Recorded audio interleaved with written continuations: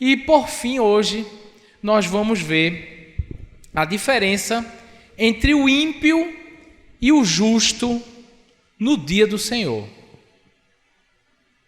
Então, esse texto de hoje, ele vai falar muito ao nosso coração sobre a sentença final de Deus. Malaquias começa falando uma sentença do Senhor contra Israel e termina o livro falando a sentença final, do juízo final. E é uma perspectiva que não pode sair da nossa mente.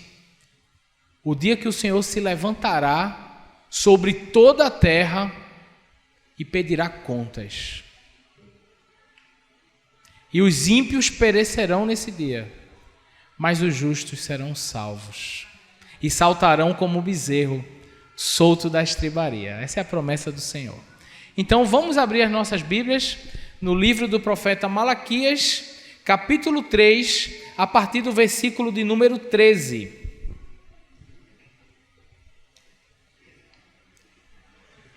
Diz assim a palavra do Senhor. Malaquias, capítulo 3, a partir do verso 13. Vamos ler até o final do livro. Vocês disseram palavras duras contra mim, diz o Senhor, e ainda perguntam: o que falamos contra ti? Vocês dizem: é inútil servir a Deus. De que adianta guardar os preceitos e andar de luto diante do Senhor dos Exércitos? Agora, pois, nós vamos dizer que os soberbos é que são felizes.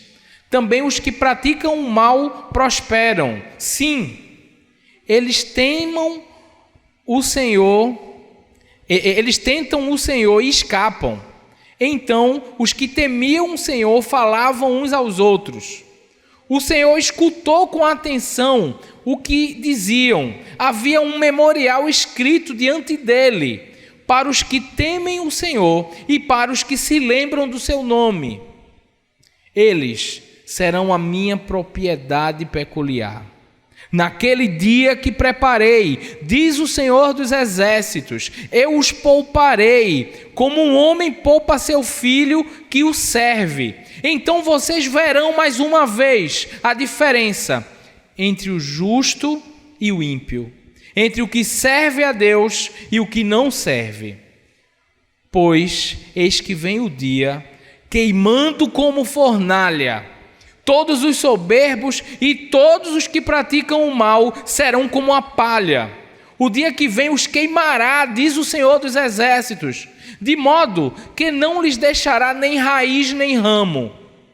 Mas para vocês que temem o meu nome, nascerá o sol da justiça, trazendo salvação em suas asas. Vocês sairão e saltarão como bezerros soltos da estribaria. Vocês pisarão os ímpios, pois eles se farão cinzas debaixo da planta dos pés de vocês. Naquele dia que preparei, diz o Senhor dos Exércitos. Lembre-se da lei de Moisés, meu servo, a qual lhes prescrevi em Horebe, para que todo Israel, a saber, estatutos e juízos. Eis que eu lhe enviarei o profeta Elias, antes que venha o grande e terrível dia do Senhor. Ele converterá o coração dos pais aos seus filhos, e o coração dos filhos aos seus pais, para que eu não venha e castigue a terra com maldição.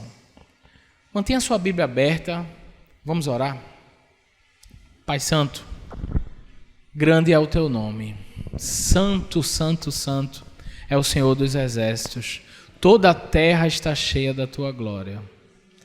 Ó Deus, nos ajuda como teu povo a viver em contrição, a viver em arrependimento, quebrantamento diante do Senhor, reconhecendo a tua grandeza, santidade e soberania sobre nossa vida e sobre este mundo,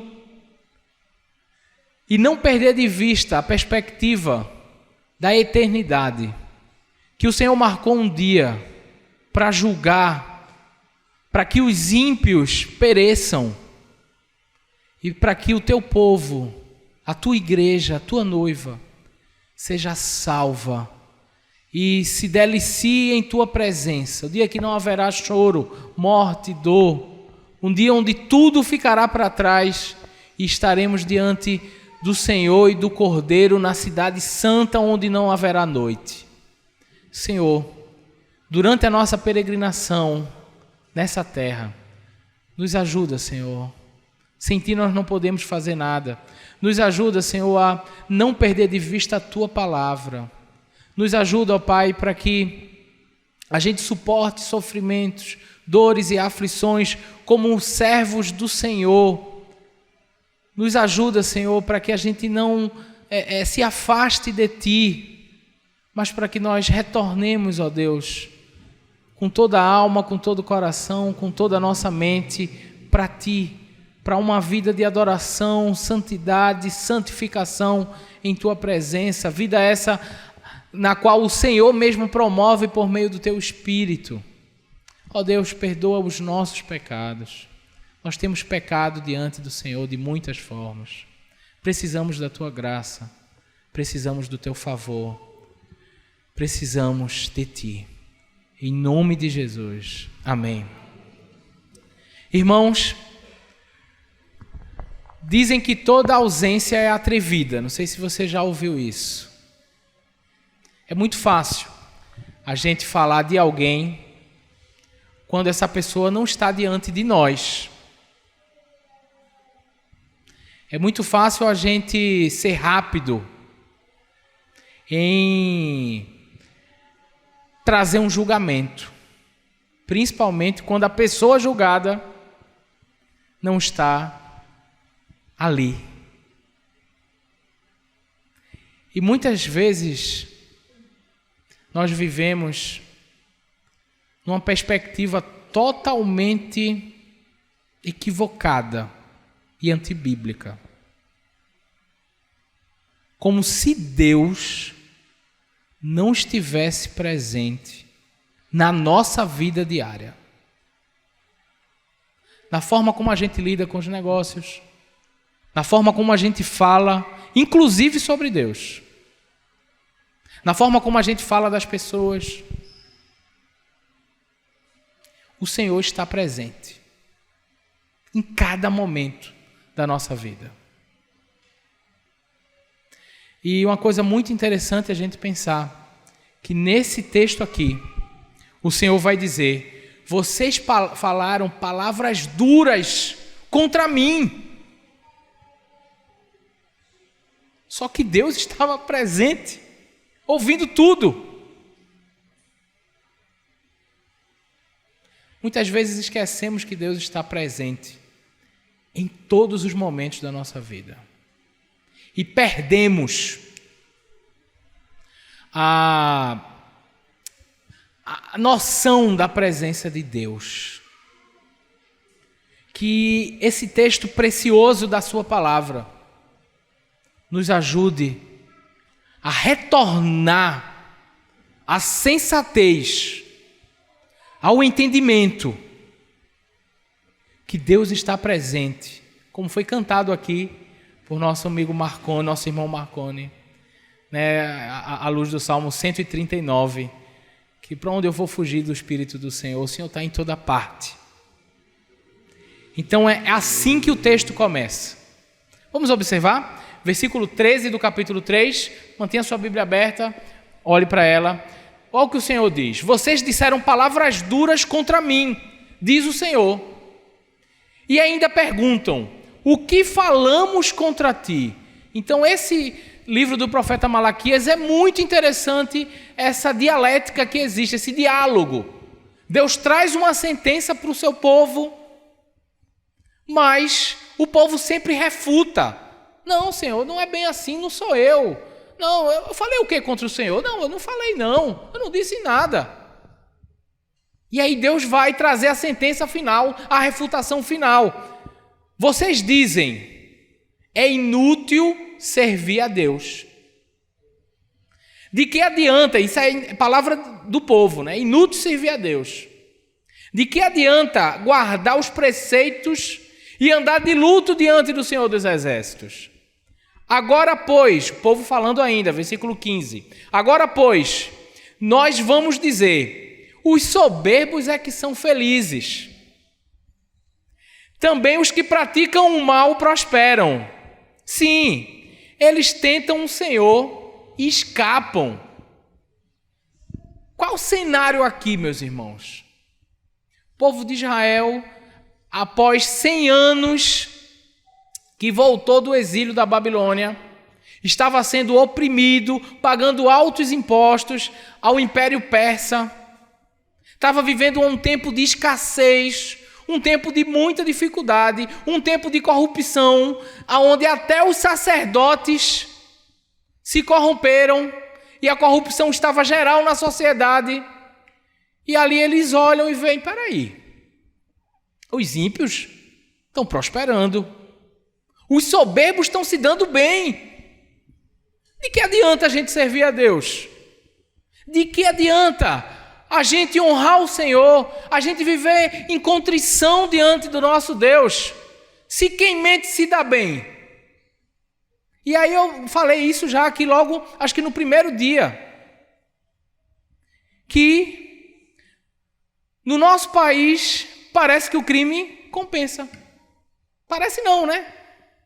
Compensa. Quem mente vende mais. Se você trabalha com venda, então se você mentir, você vai vender mais. Eu já trabalhei com venda.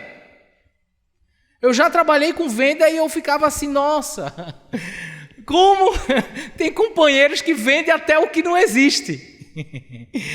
Rapaz, a gente até brincava assim, eu vendia plano de saúde, minha gente. Então, tem situação do camarada dizer assim: olha, se você contratar esse plano, até helicóptero vai ter ali para pousar no Santa Joana, sendo que não tinha nada. Quando você precisava, não tinha helicóptero nenhum. Sabe, gente? E aí encanta o cliente, vende mais. Aí você vai pegar um vendedor crente e vai dizer: não tem helicóptero nenhum não. Ó, esse aqui é enfermaria, viu? Gente, parece que compensa. Na verdade, o crime compensa no país. Os poderosos aceitam suborno. E você passa da blitz como se nada tivesse acontecido. Irmãos, se você é crente, se você ama o Senhor, se você ama a sua palavra, você vai ser diferente. Você não vai compactuar com mentira. Ah, mas é meu trabalho. Não. Antes do seu trabalho está o Senhor. Ah, mas meu chefe mandou. Bem, piedade do seu chefe. Ele vai prestar conta com Deus. Faça a sua parte com Deus, independente do seu chefe. Então, gente, o contexto daqui, digamos que era um contexto tipicamente onde o crime compensava, onde o suborno compensava, onde ser injusto compensava. E o povo está dizendo: é inútil servir a Deus. Porque eu sirvo a Deus, eu quero seguir a palavra do Senhor, mas só me dou mal. Só que essa perspectiva, gente, é uma perspectiva, primeiro, que fere o coração do nosso Deus. Porque é uma perspectiva simplesmente terrena e carnal. Incrível como o texto começa. Vocês disseram palavras duras contra mim. Que Deus amoroso, que Pai amoroso. Dizendo assim: olha, vocês estão magoando o meu coração.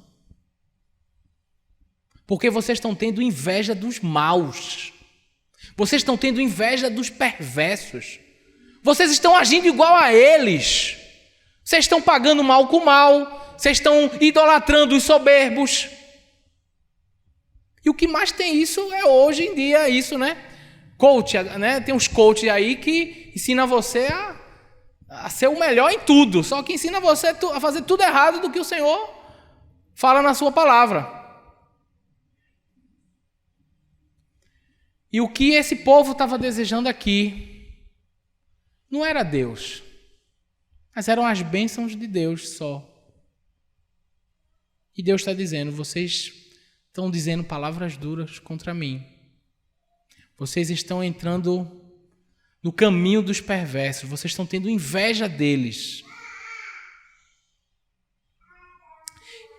Vocês falam contra o Senhor que é inútil servi-lo, por causa da prosperidade dos ímpios. Você já foi tentado, meu irmão, minha irmã, a olhar o que os ímpios fazem e copiar, porque eles se dão bem? Isso é uma tentação até hoje, viu? Só que isso machuca, maltrata o coração de Deus. Deus não quer isso.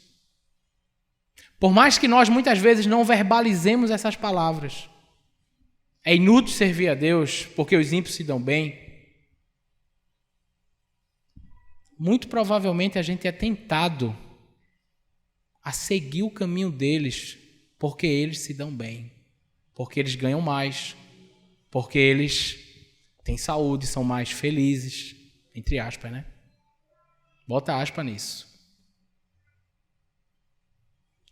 Porque ser crente, gente, é participar dos sofrimentos de Jesus. Porque ser crente é estar do lado da verdade, mesmo que a verdade testifique contra você. Quando a gente admite os nossos pecados, não é isso que a gente faz? É estar do lado de Deus contra o nosso próprio pecado. E Deus vai trazer na sua palavra um contraste incrível. Se do verso 3 ao 15, ele traz a conversa dos ímpios. E aí é um contexto de conversa mesmo. A conversa daqueles que se desviaram da fé, que diz assim, é inútil servir a Deus porque quem prospera é os maus. Quem se dá bem é quem pratica o mal. Inclusive esse pessoal tenta a Deus e se escapa. Eles falam contra Deus e dá tudo certo para eles. Então ele traz um contraste. Se do 3 ao 15 ele começa falando sobre a conversa dos maus, o que os maus conversam uns com os outros, agora ele vai trazer, nesse contraste, o que os servos de Deus falam entre si.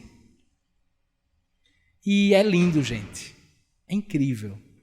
Vamos observar? Então a gente está vendo aqui duas conversas. A gente viu primeiro a dos ímpios. E agora a gente vai ver dos servos do Senhor. Do verso 16. Observa o que é que diz o verso 16.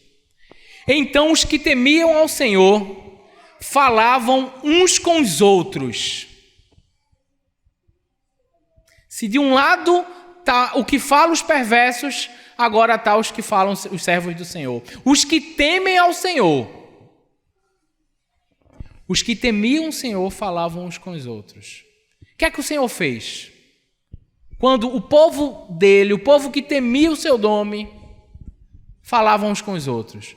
O Senhor escutou com atenção o que eles diziam. Gente, o Senhor está no meio de nós. O Senhor ouve as nossas conversas, inclusive uns com os outros. Viu, Laerte? A gente conversa muito... O Senhor está presente. Gente, o Senhor ouve a conversa dos seus servos. Havia um memorial escrito diante dele. Gente, já parou para olhar esse texto direitinho? Deus está dizendo que está entre as conversas dos seus servos, ouvindo, e que há um memorial escrito aí, diante do Senhor, para os que temem o Senhor e para os que se lembram do seu nome. Gente, Deus escreveu um memorial, tem um memorial escrito do que a gente conversa. Bem, estou partindo do pressuposto que você teme o Senhor. Estou partindo do pressuposto que você se lembra do nome dele. Então imagina só, gente, quando a gente chegar no céu, vai haver um memorial eterno daquilo que nós, os servos do Senhor, os que temem e se lembram do nome do Senhor, conversa entre nós. Já pensou? Um vai falar, aqui rapaz, está difícil, não estou aguentando mais os soberbos, não estou aguentando mais, estou quase desistindo. Aí o irmão diz assim, não, persevera. Os que semeiam com lágrima, colhem com alegria, fica firme. Os ímpios logo passarão. Confia no Senhor. O Senhor nos chamou para sofrer. Ele sofreu. mas nós esperamos nele a sua salvação. Tudo isso não passa despercebido aos olhos do Senhor. E isso é maravilhoso. Mas também isso é motivo de dar aquele teimosinho no coração, hein? O Senhor está presente nas nossas conversas. Seja você ímpio ou justo. Seja você joio ou trigo. O Senhor está presente. E isso traz para a gente um santo temor.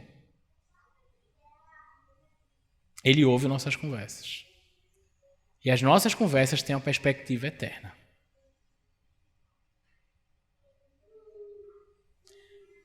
Olha o que é que diz o verso 17 sobre os que temem o nome do Senhor e sobre os que se lembram do seu nome. Verso 17 e 18 é o próprio Senhor falando. Diz o seguinte sobre estes, que dizem, vale a pena seguir a Jesus, vale a pena servir ao Senhor, vale a pena andar nos seus caminhos. Olha que lindo, gente. Que palavra de conforto para o nosso coração. Que palavra de encorajamento para que a gente continue perseverando mesmo em meio aos sofrimentos. Fazendo certo, mesmo todo mundo fazendo errado. Pagando o mal com o bem. Observa. Verso 17. Eles serão a minha propriedade particular.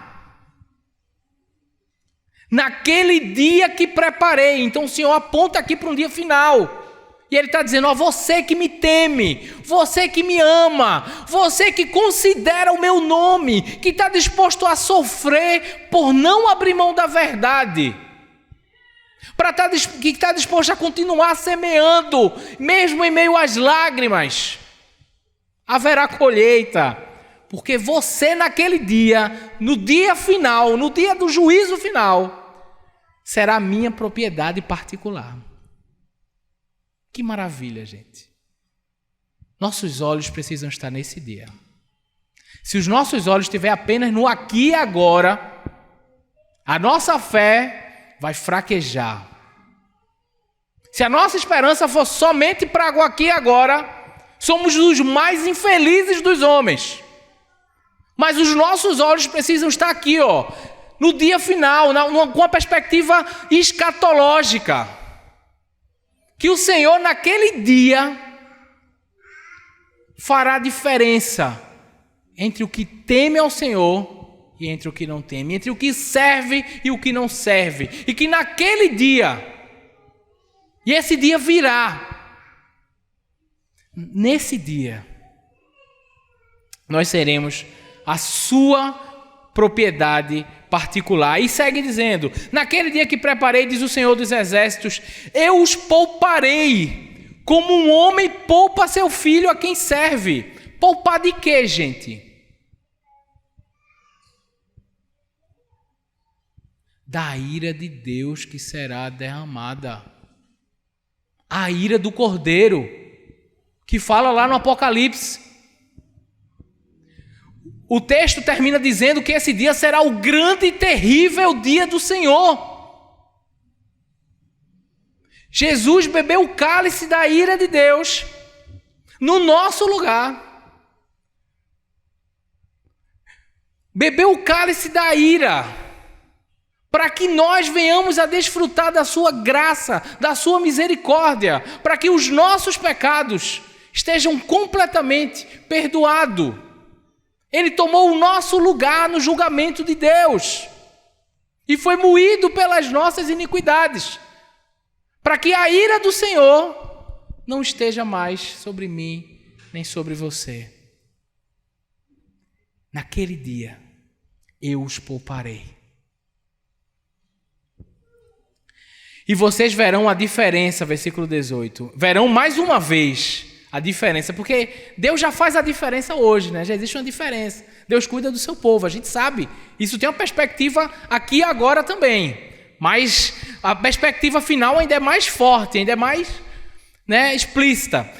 Versículo 18. Então, vocês verão mais uma vez a diferença entre o justo e o ímpio, entre o que serve a Deus e o que não serve a Deus. Meus irmãos, isso é muito sério. Sentença do Senhor contra Israel. Esse texto é falado para Israel. Quem é Israel? O povo de Deus. Esse texto não está tratando de uma nação pagã, não, viu? Numa perspectiva veterotestamentária, numa perspectiva do Antigo Testamento, Israel é a igreja. Israel é o povo de Deus. Deus está falando ao seu povo que no meio do seu povo há aqueles que de fato temem o seu nome, mas há aqueles que não temem e que ele fará diferença. Queridos, Jesus não enganou ninguém. O joio e o trigo estão juntos. Naquele dia haverá a colheita. Cabe a nós, com sinceridade e humildade diante do nosso Deus, nos examinar. Cabe a nós sermos sinceros para com o Senhor, nos arrepender dos nossos pecados e voltarmos para o Senhor e para a sua palavra. Porque esse dia virá. E aí, queridos, entramos agora no capítulo 4, capítulo final de Malaquias, que vai estar falando especificamente sobre essa diferença entre o justo e o ímpio no dia do Senhor.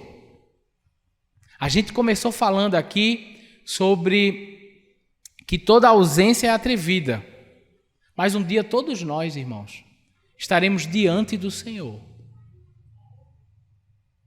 Uns para a salvação eterna e outros para a tristeza eterna. Precisamos viver com temor diante do nosso Deus. Precisamos viver com reverência. Precisamos levar a sério a sua palavra. Porque essa palavra aqui, irmãos, ela é uma exortação de um pai amoroso que não quer que o seu povo pereça, que não quer que você se perca, mas antes que você seja salvo, que você se arrependa dos seus pecados e que você se volte para o Senhor e para a sua palavra. Vamos observar o que é que diz a palavra de Deus. Pois eis que vem o dia, queimando como uma fornalha, todos os soberbos e todos os que praticam o mal serão como a palha. Como é que essa relação de fogo e palha? É rápido, né? É assim que o Senhor vem ilustrar. Os soberbos, os que praticam o mal. A Bíblia diz que Deus se opõe aos soberbos, mas que Ele concede graça aos humildes. Os que praticam o mal queimarão como a palha. No Evangelho de Mateus, capítulo 7, Jesus dizendo que naquele dia, nesse dia aqui, chegará muitos dizendo: Senhor, Senhor, no Teu nome expeli demônios. Senhor, no Teu nome profetizei. Senhor, no Teu nome curei. E o que é que o Senhor dirá? Afastem-se de mim, não os conheço, vocês que praticam o mal. Gente, precisamos levar a sério a palavra do Senhor. Precisamos ter uma vida frutífera diante do nosso Deus. E lembrando dos frutos do Espírito, quais são? Amor, bondade, longanimidade, domínio próprio, paciência, bondade, alegria, fidelidade. Irmãos, isso é uma advertência de Deus. Deus não quer que pereçamos neste dia.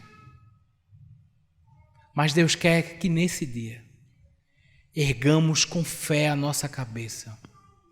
Porque o nosso Redentor vive e vem para nos salvar. E vem para nos libertar desse corpo de morte, dessa carne pecaminosa. E vem trazer novos céus e nova terra, onde habita a justiça. Queridos, seguindo o texto, versículo ainda no 1. Pois eis que vem o dia queimando como a fornalha, todos os soberbos e todos que praticam o mal serão como a palha. O dia que vem os queimará. Então, observa a progressão. O dia vem queimando e aí queimará, né, os soberbos. Diz o Senhor dos Exércitos.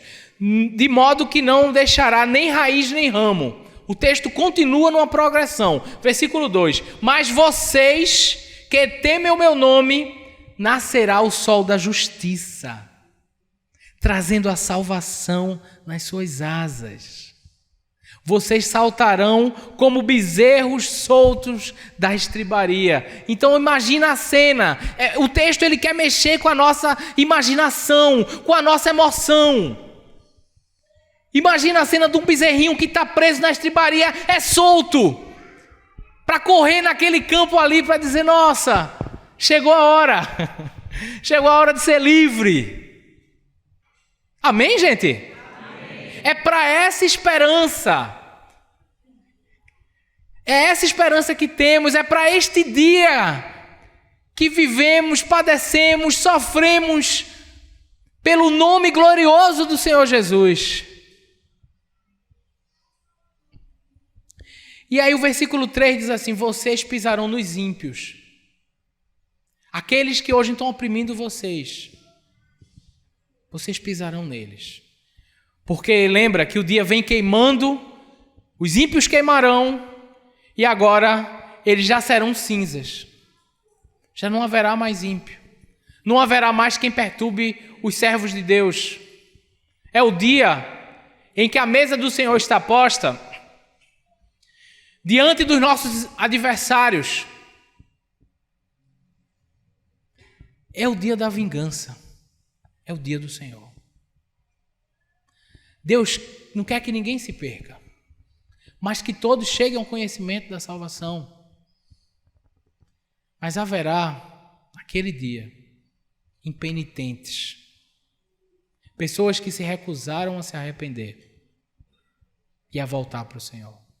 E persistiram nas suas maldades, pecados e delitos. Não fizeram conta do nome do Senhor, não temeram o seu nome, não creram nas suas promessas e não creram também nas suas advertências. Nesse dia, os ímpios queimará e os servos de Deus, eles se farão cinzas debaixo das plantas dos pés dos servos de Deus. Naquele dia que preparei, diz o Senhor dos Exércitos. Então, o dia do juízo queimará os que praticam o mal, mas o Senhor salvará aqueles que o temem. Por fim, o livro de Malaquias termina com uma advertência. Advertência que quem tem ouvidos ouça. Advertência na qual todo o livro veio tocando na mesma tecla. Volte-se para a palavra. Lembra-se do que eu falei? Volte-se para a minha palavra. Sacerdotes, lembre de como era o sacrifício perfeito na minha palavra. Volte-se para elas. Maridos, não adulterem contra suas esposas. Lembre-se da minha palavra, não adulterarás. Volte-se para a minha palavra. Povo, lembre-se de dar o dízimo, de trazer o dízimo à casa do tesouro, ainda que os sacerdotes tenham se corrompido. Lembre-se da minha palavra, faça conforme a minha palavra. Não invejem os ímpios, lembre-se da minha palavra. Agora o Senhor encerra dizendo, versículo 4, lembre-se da lei de Moisés. Gente,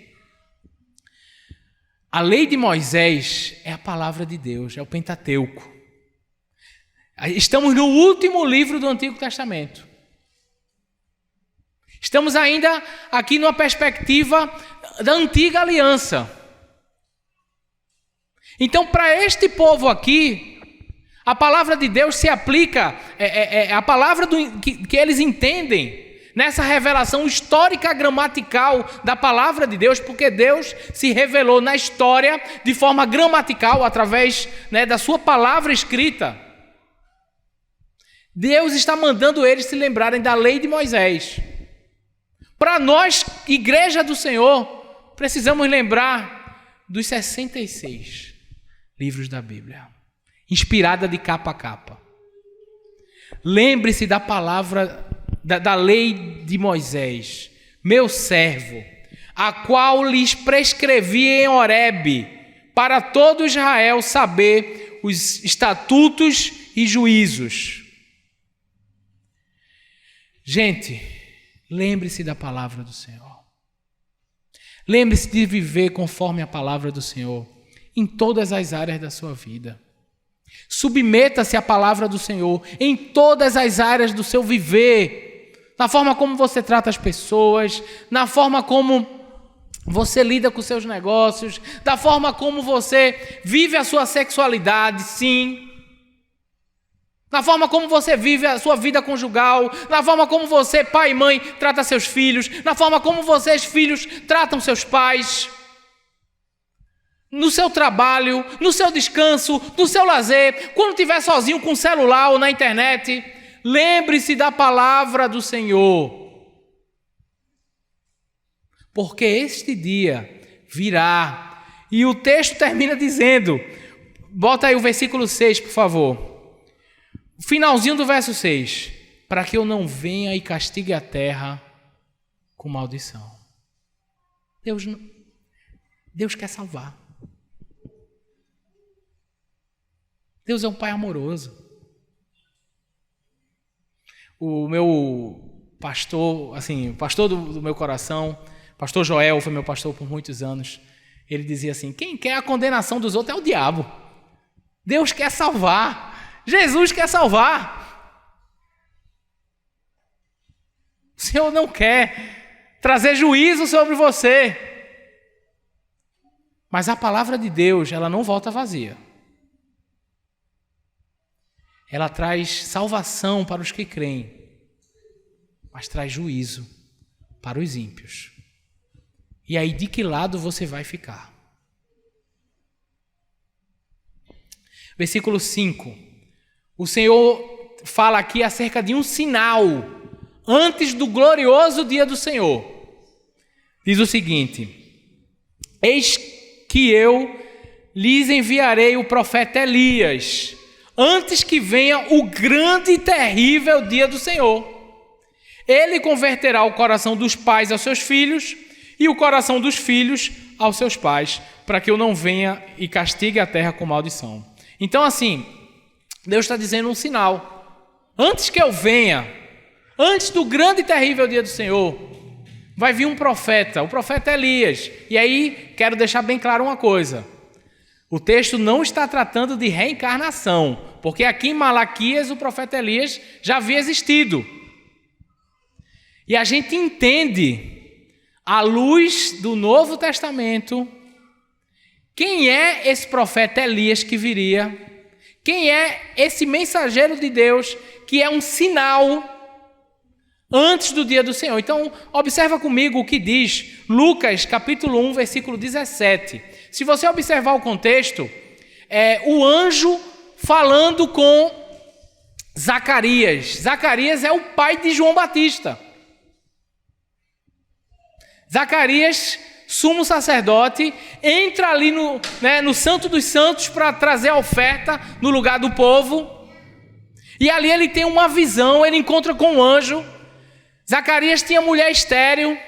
E aí o anjo fala com ele sobre quem é o filho dele, que ele teria um filho e quem é esse menino, acerca de João Batista. Então Lucas 1,17 diz o seguinte, ele irá diante do Senhor. Lembra que João Batista precede aí a vinda do Senhor Jesus, a primeira vinda, E irá diante do Senhor no espírito e poder de Elias. E aí você pensa, né? Não é reencarnação. É que ele iria ter um ministério semelhante ao de Elias. Lembra que o ministério de Elias foi confrontar os profetas de Baal. E o ministério de João Batista? Confrontar os fariseus hipócritas. João Batista vai dizer: raça de víboras. Vocês pensam o que sobre o dia do Senhor? Vocês pensam que vocês escaparão? Não! Arrependam-se. E o texto diz que ele vem, o texto de Lucas 1,17, que ele vem no espírito e poder de Elias. Lógico, o espírito do Senhor, não é o espírito de reencarnação, um negócio meio ghost, meio nada disso, ok? Mas vocês lembram de Ghost, né? Referência antiga aí, pronto. Não é nada desse tipo, mas é o Espírito do Senhor, né, que vem com o mesmo poder que veio sobre Elias, viria sobre João, né, um profeta com um ministério ousado, ok? E com o mesmo poder, o poder semelhante do profeta Elias, ok? Ministérios parecidos, que tinham essa perspectiva aí. Então o versículo 17 do capítulo 1 de Lucas: irá diante do Senhor no espírito e poder de Elias para converter o coração dos pais aos filhos. O anjo cita esse texto aqui, ó. Cita Malaquias. Para converter o coração dos pais aos filhos, converter os desobedientes à prudência e habilitar para o Senhor um povo preparado. Então, desde o começo, Deus quer preparar o seu povo. Coisa linda, né, gente? O próprio Jesus fala sobre João, fala sobre o mistério de João. Mateus 17, do 10 ao 13. Vou ler aqui porque é interessante a gente entender que esse profeta aqui se trata de João Batista, tá bom? Para ninguém sair com dúvida daqui. Mateus 17, verso 10. Mas os discípulos perguntaram a Jesus: por que então os escribas dizem ser necessário que Elias venha primeiro? Então, o contexto aqui, os discípulos perguntam: ó Jesus, o senhor está dizendo que é o Messias. Ok, eu acredito. Mas os escribas falam, quem conhece da lei fala, que antes do Senhor vem Elias. E aí Jesus vai explicar. Versículo 11. Mas Jesus respondeu: de fato, Elias virá e restaurará todas as coisas. Eu, porém, lhes digo que Elias já veio e não reconheceram. Pelo contrário, fizeram com ele tudo o que quiseram. Assim também o Filho do Homem irá sofrer nas mãos deles. Versículo 13. Então os discípulos entenderam que ele estava se referindo a João Batista. Ok, minha gente? Pronto, ficou bem claro aí, né? Então, João Batista, ele é o mensageiro que vem antes da primeira vinda do Senhor, mas também é um sinal de que o Senhor que cumpriu sua palavra, trazendo esse profeta com o espírito e poder de Elias, também virá no dia final. Ok? Então, qual é a missão de João Batista aqui? Legal pensar aqui também, versículo 6 do capítulo 4 de Malaquias. Malaquias 4, 6. Fala ainda da missão de João Batista, né? Ele converterá o coração dos pais a seus filhos e o coração dos seus filhos aos seus pais. Gente, interessante pensar. A conversão a Deus é marcada pelas relações familiares também, hein? O texto podia dizer assim, ó, vai converter o coração dos descrentes para serem crentes. Mas fala aqui, ó, vai converter o coração dos pais aos filhos, dos filhos aos pais. A conversão a Deus, ela é marcada, é evidenciada, eu gosto dessa palavra, nas relações familiares. Então você teme ao Senhor na sua casa. A melhor pessoa para dizer que você teme ao Senhor é o da sua casa. É sua mulher, é seu marido, é seu filho, sua filha. Melhor pessoa para dizer que você teme ao Senhor é da sua casa. Agora, se você vive brigando, se você vive... não tem graça para tratar as pessoas, não tem perdão, pisou na bola, já era, né? Como dizem. Não pede perdão quando erra. Não reconcilia. A sua conversão a Deus é evidenciada nos seus relacionamentos familiares. Deu um silêncio agora, já estava, né? Mas precisamos voltar ao Senhor. para que eu não venha e não castigue a terra com maldição. Gente, essa palavra é fantástica. A mensagem do Pai amoroso. O Senhor quer salvar. O Senhor não quer que você esteja do lado daqueles que perecerão. Lembre-se da palavra do Senhor, para que no grande e terrível dia do Senhor, você não seja castigado com maldição. Versículo 4 do capítulo 4. Lembre-se da lei de Moisés, meu servo. Igreja de Jesus. Lembre-se da palavra do Senhor. Está tudo aqui, ó. Está tudo aqui. No mundo teremos aflições, mas Cristo venceu. A nossa vitória está no dia final. Aqui é choro, gente. Aqui não é o céu. Aqui é lugar de chorar. Aqui é lugar de semear com lágrimas. Aqui é o lugar de sofrer com Cristo para tomar parte com Ele na sua glória.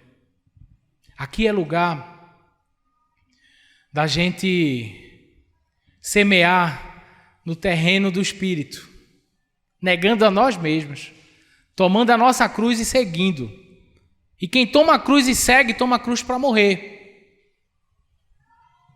Precisamos estar dispostos a seguir a Jesus, a ponto de entregar a nossa própria vida por Ele. Mas não pense que a gente vai conseguir fazer isso sem uma vida na palavra, sem uma vida de oração séria com Deus, sem ouvir e obedecer e levar a sério o que a palavra do Senhor nos diz. Queridos irmãos, estamos terminando, mas queria trazer para vocês o resumo da mensagem de hoje e, por fim, algumas aplicações sobre todo o livro de Malaquias, para a gente pensar, ok? O resumo da mensagem de hoje. O dia do Senhor trará fogo sobre os ímpios e salvação para os que temem o Senhor. Tão somente se lembre da sua palavra, para não perecer. O dia do Senhor trará fogo sobre os ímpios, salvação para os que o temem. Tão somente lembre-se da palavra, para não perecer. Algumas aplicações do livro de Malaquias. O que é aplicação? Aplicação é aquilo, né? Você ouviu muitas coisas sobre Deus, sobre sua palavra. Aplicação é a hora que a gente diz assim: e agora? O que é que eu vou fazer depois de saber isso? Algumas aplicações do livro de Malaquias. Deus é o centro do culto. Devemos cultuá-lo do jeito que sua palavra determina e não com invenção humana. Então, na advertência do Senhor contra os sacerdotes, Deus manda o povo voltar ao culto bíblico. E é isso que devemos fazer. Ter um culto aqui, culto solene, centrado não nos homens, mas em Deus.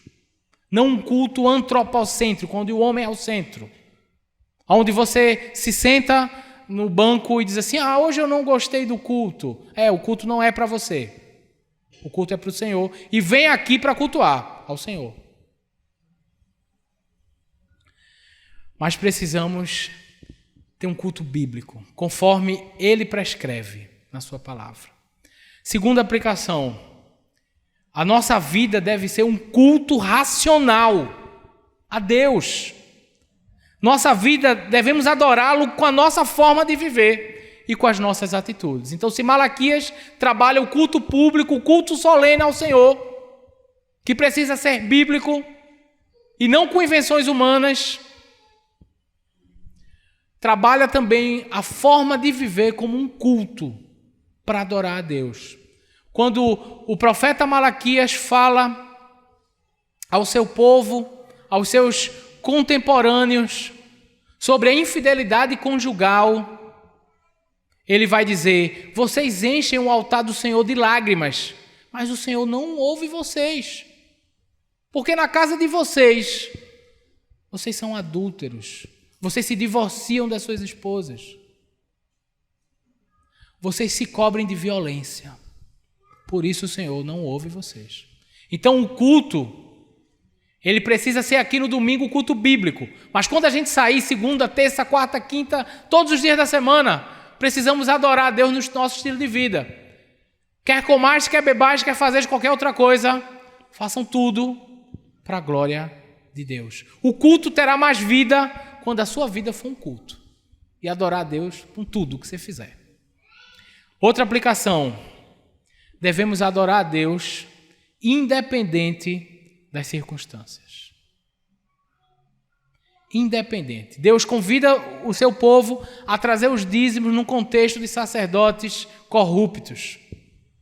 Então muita gente fala assim, pastor, muito jovem, né? A Bíblia manda eu honrar meu pai, mas o senhor não conhece o meu pai. Oxente, Deus conhece. Ele mandou você honrar. Obedeça com o pai que você tem.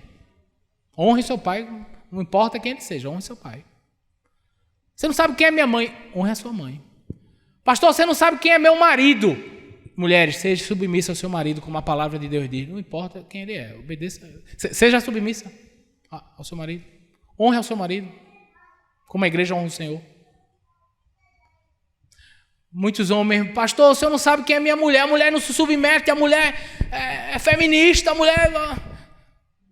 Trate sua esposa como Cristo trata a igreja. Dependente dela, faça a sua parte. Um dia prestaremos contas ao Senhor. Nesse dia, eu quero estar saltando feito um bezerro. Amém? Amém? Seguindo, meus irmãos, não perca a perspectiva da eternidade. Não perca a perspectiva do dia final. Logo, tudo isso aqui vai passar. Não dou 100 anos para ninguém mais estar nessa igreja, desses ouvintes aqui, tá os filhos da gente, os netos da gente, mas a gente 100 anos não está aqui não. Tudo é muito rápido, irmãos. Tudo vai passar. Um dia estaremos diante do Senhor. Que não percamos de vista esse dia. Que não percamos de vista que o Senhor está entre nós. Que o Senhor ouve a nossa conversa. Que o Senhor ouve o nosso coração, as nossas orações. Que o Senhor tenha um memorial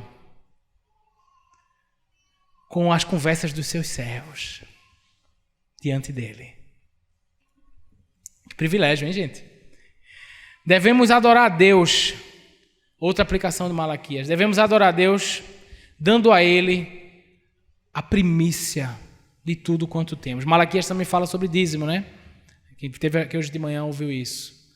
Devemos adorar a Deus com a primícia de tudo quanto temos, com o nosso melhor. Deus não é um Deus de sobras. Tudo o que somos e o que temos, precisamos glorificar a Deus. Se o seu coração é de Jesus, que o seu bolso também evidencie isso. Que as suas palavras também evidenciem isso. Que o que as suas mãos fazem também evidencie isso. Que os seus olhos veem também evidencie isso. Lembre-se de viver outra aplicação, segundo a palavra do Senhor. Submeta todas as áreas da sua vida à palavra do Senhor. E por fim, Malaquias fala de culto, né? Somente por meio de Jesus Cristo que podemos oferecer um culto agradável e aceitável ao Senhor.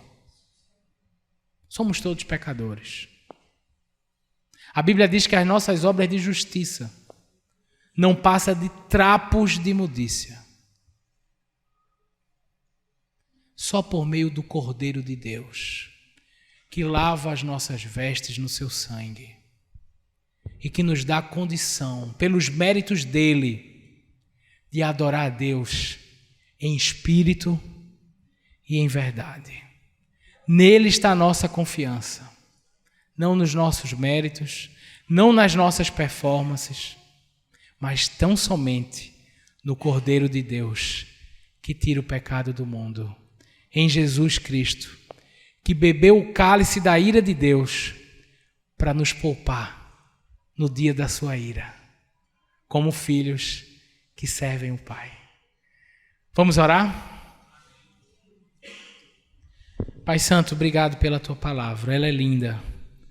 Ela é a alegria do nosso coração.